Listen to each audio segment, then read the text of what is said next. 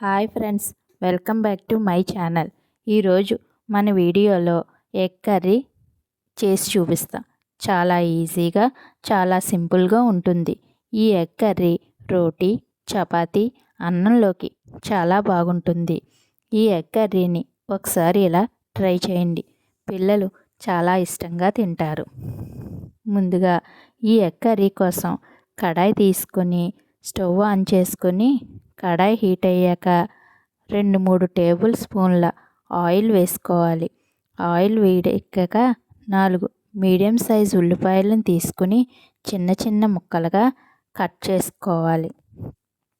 స్టవ్ని మీడియం సైజులో పెట్టుకోవాలి. ఉల్లిపాయలు త్వరగా వేగడానికి ఒక 1/2 టీ స్పూన్ సాల్ట్ని వేసి ఫ్రై చేసుకోవాలి. ఉల్లిపాయలను లైట్ గోల్డెన్ కలర్ వచ్చే వరకు ఫ్రై చేసుకోవాలి.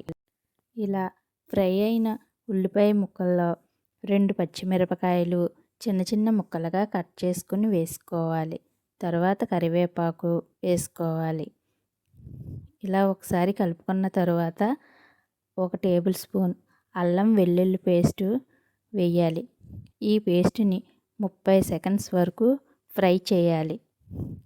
పచ్చివాసన పోయే వరకు ఇలా ఫ్రై అయిన తర్వాత కొంచెం పసుపు, 1 టేబుల్ స్పూన్ కారం మీ టేస్ట్కి తగ్గట్టుగా వేసుకోవాలి.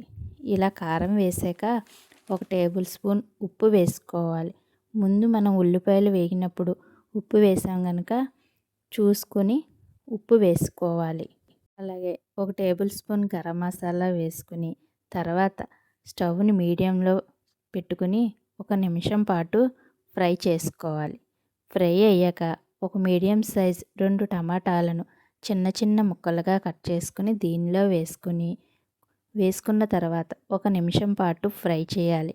ఇలా ఫ్రై అయిన తర్వాత మూత పెట్టుకుని 5 నిమిషాలు ఫ్రై చేసుకోవాలి.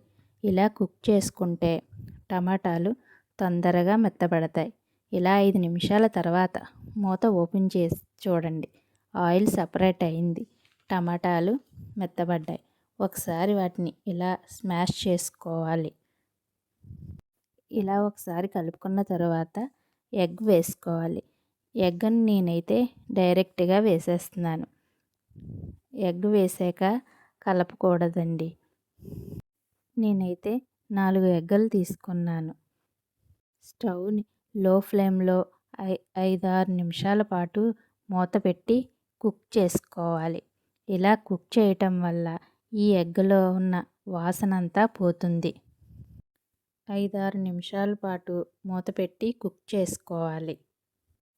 5-6 నిమిషాలు అయిన తర్వాత మూత ఓపెన్ చేసి ఈ ఎగ్ అంతా కుక్ అయిపోయి ఉంటుంది. ఇప్పుడు ఈ ఎగ్ను బ్రేక్ చేసుకోవాలి. మనం చిన్న చిన్న ముక్కలుగా అయినా కట్ చేసుకోవచ్చు, లేదంటే కొంచెం మీడియం సైజ్ ముక్కలుగా అయినా ఉంచుకోవచ్చు. నేనైతే కొంచెం చిన్న చిన్న ముక్కలుగా కట్ చేసుకుని కలుపుకుంటున్నాను. ఇలా ఒకసారి అంతా కలుపుకున్న తర్వాత కొంచెం కొత్తిమీరని చల్లి 5 నిమిషాల పాటు ఫ్రై చేసుకోవాలి.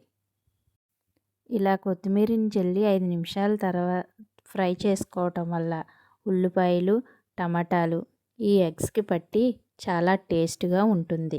5 నిమిషాలు ఫ్రై చేసుకున్న తర్వాత స్టవ్ ఆఫ్ చేసి దీన్ని ఒక బౌల్లో సర్వ్ చేసుకోవాలి.